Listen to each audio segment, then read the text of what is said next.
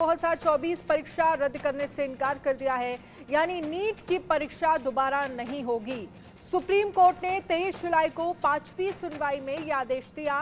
CGI ने कहा पूरी परीक्षा में गड़बड़ी होने के पर्याप्त सबूत नहीं मिले हैं। कोर्ट ने कहा है कि उसे एहसास है कि मौजूदा साल के लिए नए सिरे से नीट यूजी का निर्देश देना गंभीर परिणामों से भरा होगा, जिसका असर इस परीक्षा में शामिल होने वाले 24 लाख से ज्यादा छात्रों पर पड़ेगा। सुप्रीम कोर्ट में नीट यूजी विवाद को लेकर दायर की गई 40 याचिकाओं पर सुनवाई के बाद यह फैसला आया है।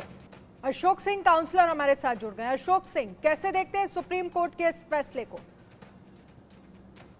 देखिए, जो ये फैसला है, मैं एंटिसिपेट भी कर रहा था कि ऐसा ही कुछ फैसला आएगा, क्योंकि ये साबित कर पाना कि बड़े स्केल पे पेपर लीक हुआ है, इतनी जल्दी सीबीआई के लिए या लोकल पुलिस के लिए संभव नहीं था। और जो डेटा भी जब सुप्रीम कोर्ट ने मांगा, वो डेटा भी कोई पिन पॉइंट इशारा नहीं कर रहा था कि किसी खास एक सेंटर पे कोई बहुत बड़ा गड़बड़ी हो या बहुत बड़ा रिजल्ट में फेरबदल हो। तो इसलिए ये सुप्रीम कोर्ट के लिए फैसला ले पाना इस बेसिस पे जितने उनके पास डॉक्यूमेंट्स और डेटा थे, उसके बेसिस पे रीनीट करना संभव नहीं था। क्योंकि जो बाकी बच्चे हैं, मान लीजिए कि 50,000 25,000 कल्प्रिट हैं जिनको किसी तरह से कोई असिस्टेंस मिला है, लेकिन जो बाकी स्टूडेंट है 23-24 लाख जिनकी कोई गलती नहीं है, तो उनके लिए उनको भी एक तरह से उनके लिए भी ये सजा होती कि अगर दोबारा से रीनीट करने के लिए। और मैं जहां तक, देखिए, मेरा मानना है, एक बार पहले रीनीट हो चुका है, मेरा मानना है कि अनटिल अनलेस आपको शुरुआत से ही एग्जामिनेशन सिस्टम को मजबूत बनाना चाहिए। एनटीए जो ऑर्गेनाइजेशन है, उसको हेल्प की जरूरत है, उसको थोड़ा एम्पावर करने की जरूरत है, उसमें और एम्प्लॉइज की जरूरत है। बहुत कम स्टाफ के साथ एनटीए काम कर रहा है, और ये सारी चीजें जो सुप्रीम कोर्ट में इस बार सबको, पूरी दुनिया को समझ में आई है कि किस तरह से एनटीए एग्जाम कंडक्ट करता है, इसमें इतने सारे लूप होल्स हैं, तो उसको प्लग करने की जरूरत है और आगे से ये रिपीट ना हो, कम से कम ये बेनिफिट तो हो। ठीक है। और अब जो ये फैसला आया है, दो चीजें इसमें, दो इम्प्रूवमेंट हुआ है। एक ग्रेस मार्क्स के बारे में पता चला है जिसे हटाया गया, और एक बोनस मार्क के बारे में तो वो हटाया जा रहा है। तो ये दो चीजें इम्प्रूव हुई हैं। 100% तो डेफिनेटली जब तक कि दोबारा से भी अगर रीनीट होता ऑफलाइन, तो आप कैसे ये इंश्योर करेंगे कि दोबारा से भी अगर एनटीए रीनीट करता तो फिर कोई गड़बड़ी नहीं होती? तो ये एक बड़ा प्रश्न चिन्ह है। पहले पूरे ऑर्गेनाइजेशन को ठीक करके, और शायद इस एग्जामिनेशन सिस्टम को आप 24-25 लाख बच्चों को इस तरह के प्रोफेशनल एग्जाम को ऑफलाइन करने की जगह बेहतर है कि ऑनलाइन करें, और शायद एक बार की जगह 2-3 दिनों में करें, जैसे जेईई मेन को किया जाता है। बिल्कुल। हमारे साथ विनीत जिंदल जी भी हैं, सुप्रीम कोर्ट की तरफ से वकील हैं। विनीत जी, जो फैसला कोर्ट की तरफ से आया, 24 लाख छात्रों की नजरें इस फैसले पर टिकी थी, उनका भविष्य टिका था, और अब फैसला ये आया है कि पूरी तरह से ये संभावनाएं खत्म हो गई हैं कि दोबारा से एग्जाम होगा। आप इसे कैसे देखते हैं?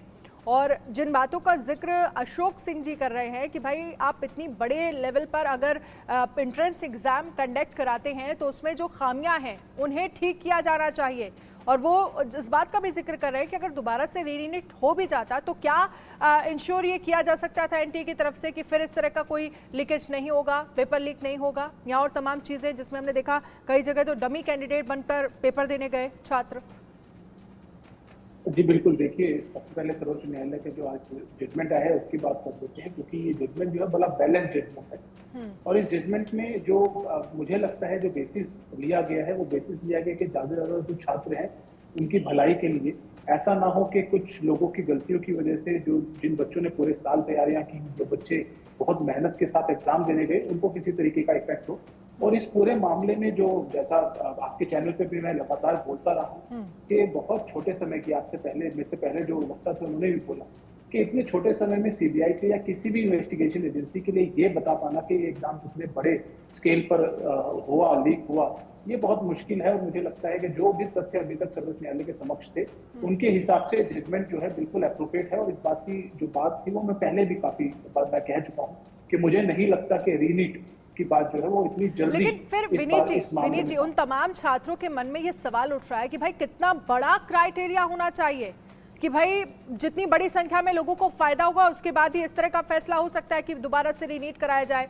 जहां पर हम देख रहे हैं जो सीबीआई की जांच में सामने निकल कर आया है, महाराष्ट्र के तार इससे जुड़ते हैं, बिहार तो सबसे ज्यादा main centre of the attraction रहा, जहां पर 5 मई को माफ कीजिएगा 4 मई को ही हमने देखा जले हुए पेपर मिलना, और वहीं से पूरा नेक्सस जो है वो शुरू होता है। झारखंड की इन्वॉल्वमेंट इसमें रही, इसमें राजस्थान के झालावाड़ की इन्वॉल्वमेंट रही, उत्तर प्रदेश के प्रयागराज की इन्वॉल्वमेंट रही। कितना बड़ा क्राइटेरिया ये निर्धारित करेगा, या फिर कितनी बड़ी संख्या में लोग इसके छात्र जो है वो बेनिफिशरीज बने, जिसके बाद इस तरह का कोई फैसला होना चाहिए?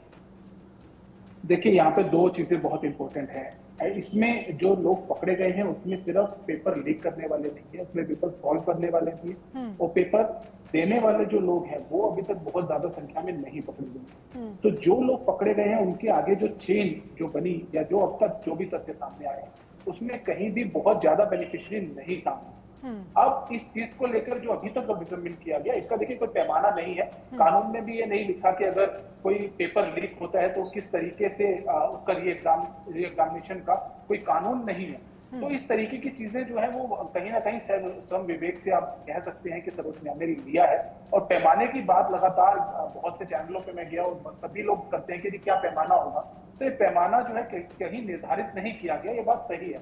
लेकिन कहीं ना कहीं विवेक जो है ये आपको बताता है कि भाई कितने लोगों का जो भविष्य, 24 लाख बच्चों का भविष्य पूरे मामले में अधर में लटका हुआ था, और कहीं ना कहीं ज्यादा बेनिफिशियरी जो बच्चे इस जजमेंट से देखे गए हैं कि भाई जजमेंट को रीनीट नहीं कराने ज्यादा बेनिफिशियरी होंगे, तो उसी को देखकर और ज्यादा बच्चों के भविष्य को देखकर मुझे लगता है ये जो मामला है, ये जो आज जजमेंट आया है, ये जजमेंट उसी को देखकर सर्वोच्च न्यायालय ने लिया।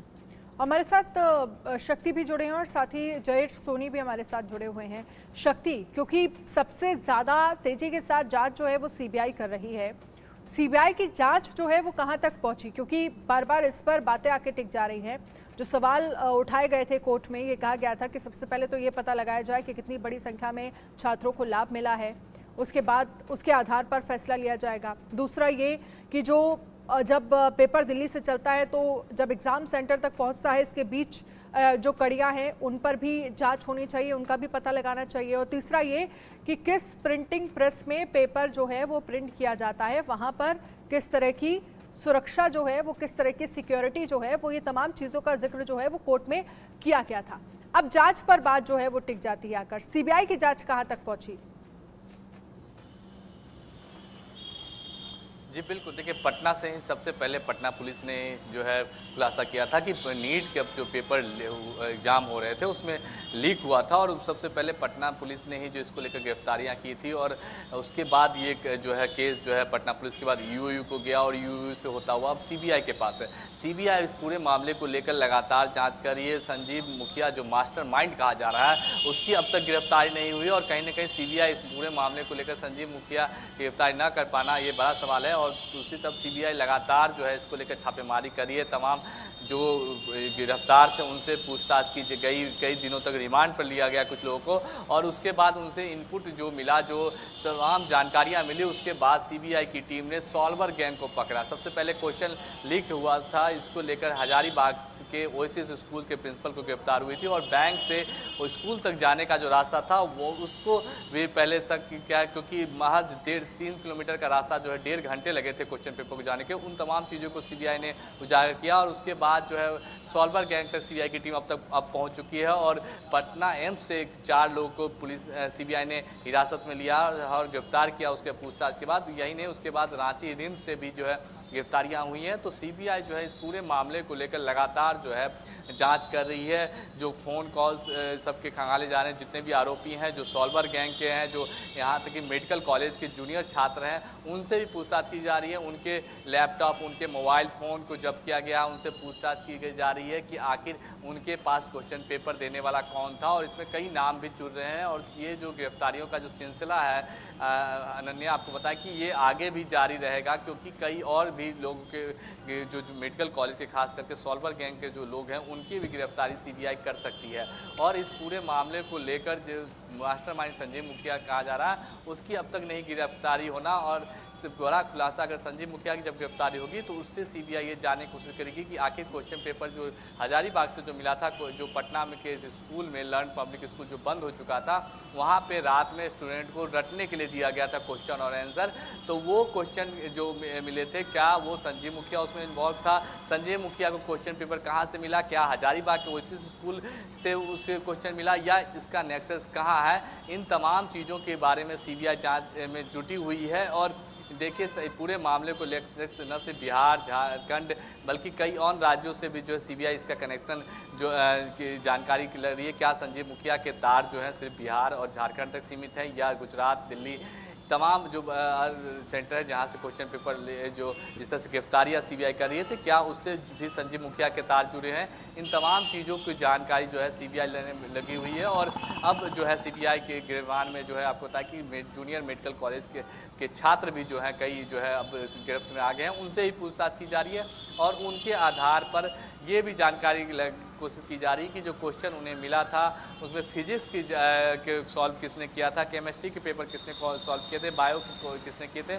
इन तमाम चीज़ों के साथ साथ सभी जानकारियां सीबीआई लेने की कर रही है और ये जो गिरफ्तारियों का जो सिलसिला है ये और भी आगे चल सकता है। जी अन्य आप जिस तरह से कह रहे हैं गिरफ्तारियों का सिलसिला और भी आगे चलता है। जयेश, गुजरात को लेकर क्या जानकारी है? गुजरात में सीबीआई की जांच कहाँ तक पहुंची और जब सेंटर और कह सकते हैं कि सिटी वाइज जो रिजल्ट जारी हुआ था जिसमें कई ऐसे सेंटर मिले थे जहां पर बड़ी संख्या में छात्रों के 650, 600 या 720 नंबर आए थे और जिसमें एक लड़की तो ऐसी भी थी जो 12th में फेल हो गई थी लेकिन यहाँ पर उसने टॉप किया, 705 या 710 नंबर आए थे।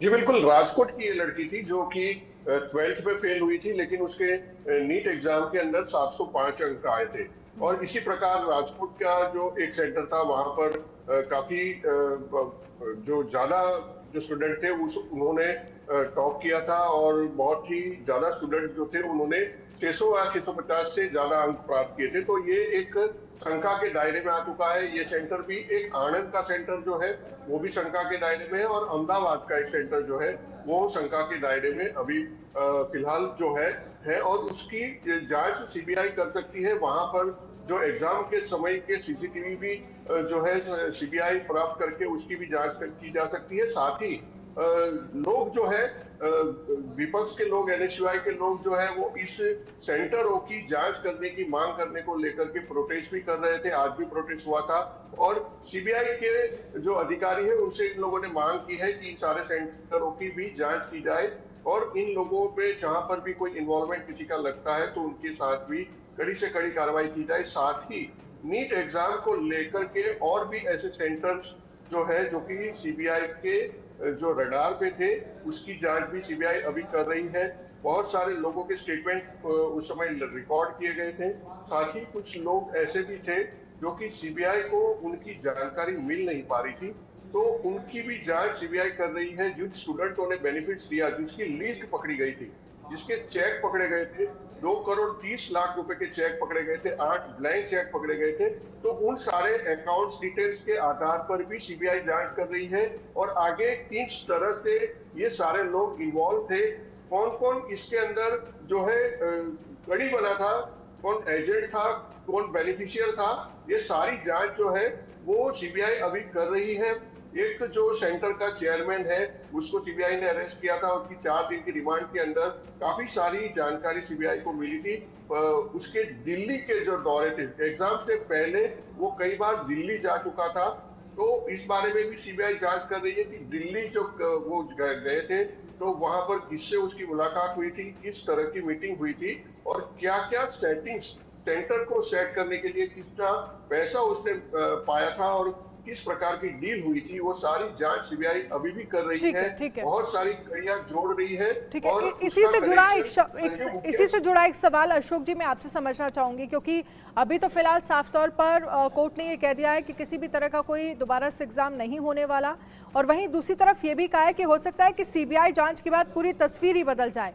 लेकिन आज हम किसी हालत में ये नहीं कह सकते कि पेपर लीक पटना और हजारीबाग तक सीमित नहीं है। वहीं दूसरी तरफ ये भी कहा गया है कि उस तरह के स्टूडेंट जो दागी स्टूडेंट्स को बेदागी स्टूडेंट से अलग कर सकते हैं।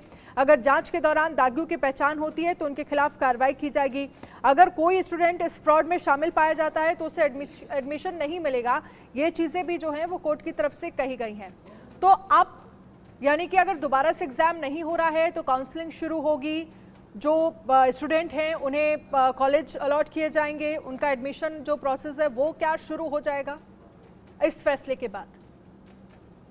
जी देखिए अनन्या, जरूर आप जो है अगर कोई स्टूडेंट अभी उसे सिलेक्शन भी हो जाता है, पहले राउंड में कोई कॉलेज अलॉट भी हो जाता है काउंसलिंग शुरू होने के बाद, फिर भी आगे के राउंड में आप उसे बाहर कर सकते हैं। अगर सीबीआई जांच में वो पकड़ा जाता है कि उसने किसी भी तरह का पेपर लीक का फायदा उठाया है तो उसे आप बाहर कर सकते हैं। इसलिए काउंसलिंग प्रोसेस कंटिन्यू रहना चाहिए और पैरेलली सीबीआई की जांच भी चलती रहनी चाहिए, क्योंकि काउंसलिंग एक राउंड की नहीं है, ये काउंसलिंग 4 राउंड होती है।